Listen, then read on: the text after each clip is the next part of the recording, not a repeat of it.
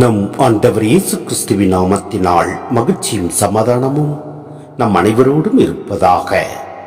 செப்பனியா 3:14 முடிய.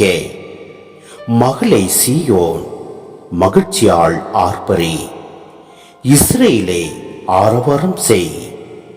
மகளே எருசலேம், உன் முழு உள்ளத்தோடு அகமகிழ்ந்து அக்களி. ஆண்டவர் உன் தண்டனை தீர்ப்பை தள்ளிவிட்டார், உன் பகைவர்களை அப்புறப்படுத்தினார்.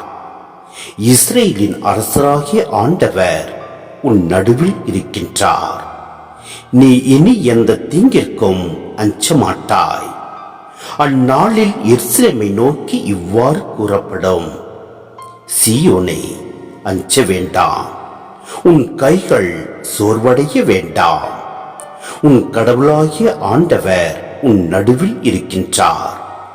அவர் மாவீரர், மீட்பு அளிப்பவர். உன் பொருட்டு அவர் மகிழ்ந்து களி கூறுவார். தம் அன்பினால் உனக்கு புத்துயிர் அளிப்பார். உன்னை குறித்து மகிழ்ந்து ஆடி பாடுவார். அது திருவிழா காலம் போல் இருக்கும். உனது துன்பத்தை அகற்றிவிட்டேன், ஆகவே நீ இழிவடைய மாட்டாய். இதோ, உன்னை ஒடுக்கியவர்களை அந்நாளில் நான் தண்டிப்பேன். கால் ஊனமுற்றவர்களை காப்பாற்றுவேன். ஒதுக்கப்பட்டவர்களை ஒன்று சேர்ப்பேன். அவமானமுற்ற அவர்களை உலகெங்கும் பெயரும் புகழும் பெற செய்வேன். அக்காலத்தில் உங்களை ஒன்றாய் கூட்டி சேர்த்து உங்கள் தாய் நாட்டுக்கு அழைத்து வருவேன். ஆம், உங்கள் கண் முன்பாகவே உங்களை முன்னைய நன்னிலைக்கு உயர்த்தி உலகின் எல்லா மக்களிடையேயும் நீங்கள் பெயரும் புகழும் பெருமாறு செய்வேன் என்கிறார் ஆண்டவர்.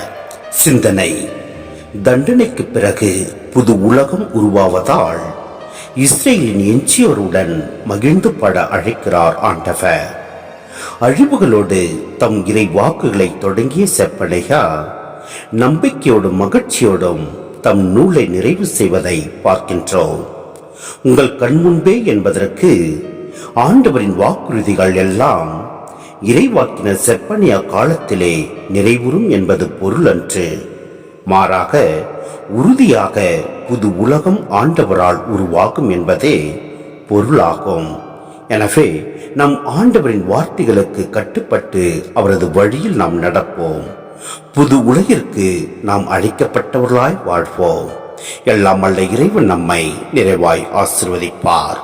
ஆமென்.